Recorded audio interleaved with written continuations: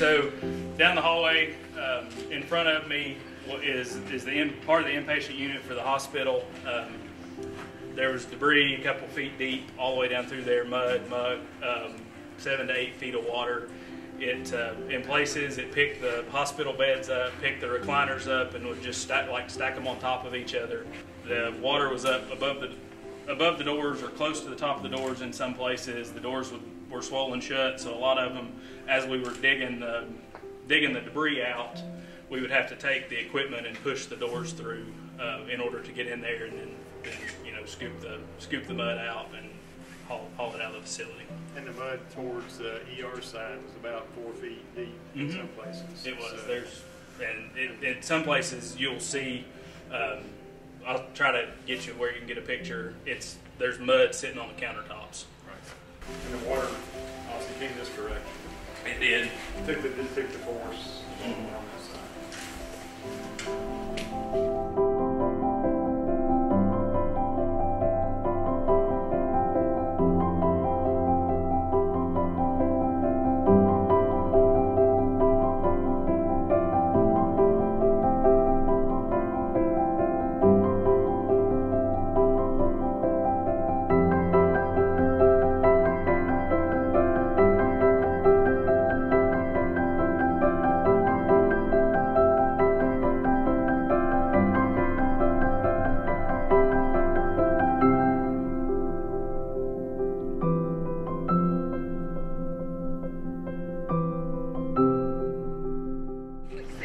We got here the Sunday after the flood. The road had been washed out in a couple of places. There's a couple of feet of silt back here. You all can see it on the brick, but we had to basically dig our way back through it. We spent a couple of days digging and dug out the emergency vehicles so Unicoi County could come get there and TEMA could come get their equipment. I just remember that morning, we were here, was it September 27th? That was the date, I believe, and we got the first phone call from emergency management out of Unicoi at about 9:15.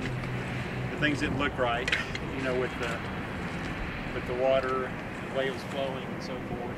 The water, flows back and back around, but on that day, it came right through here, didn't it? And so the river totally rerouted itself with all the force. I think it was well over 20 feet tall. The rise was of the water at some point. And then I guess around 9:30 we had ambulances here. So within 15-20 minutes we had ambulances here to move the patients out of the area. And by 9:45 it was like an island. There was water completely around because it came around all the way around the hospital.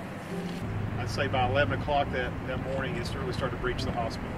Started to come in full force and kept rising, and by noon we had to get our folks up to the roof of the hospital. And so our team had to lean a ladder on the side of the building to climb up to the roof, and they used a ladder that you buy at a hardware store. It's like an aluminum ladder, and they carried patients on the back up there, and kind of one at a time. So I think all in all we had about 63 people maybe up on the roof, and we had some patients that had to stay in boats because they were too heavy to lift up there. And so paramedics stayed in the boats with our patients while the water was rising, kind of tethered to the hospital. And so at noon we were walking down on the roof. You see here the water caught within about 7 feet of the top of the hospital.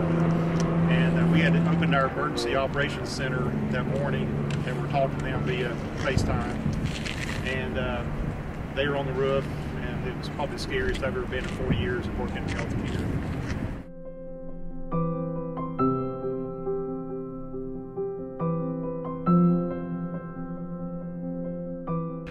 To my right, there's a levee on the perimeter of this property, and exactly where I'm pointing, the river came over top of that levee, and that's what you see there is that silt pile.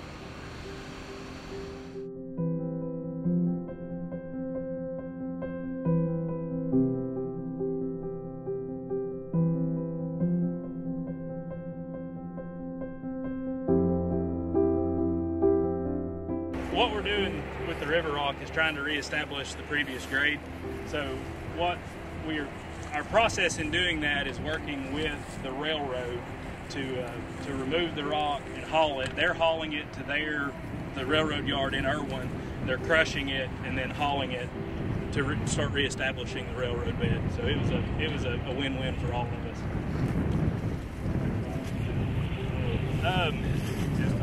I would say at a minimum there's 35,000 cubic yards of rock. But what we're seeing as we've started digging this week is it's deeper than initially thought. So, you know, it could be in the 50,000 cubic yard range. It's about 6 acres that's at least 4 feet deeper in places. Yeah, and all that was pushed out of the river.